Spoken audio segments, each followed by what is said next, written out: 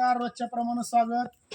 आज आपली रील पाहून सहेली हॉटेलची खरंच अनलिमिटेड थाळी आहे का नाही याचा आस्वाद घेण्यासाठी आमचे स्नेही, आमचे मित्र आज आवर्जून आपल्या सहेली हॉटेलला आलेले आहेत आणि ते प्रत्यक्षात चिकन सर अजून आपला अनलिमिटेड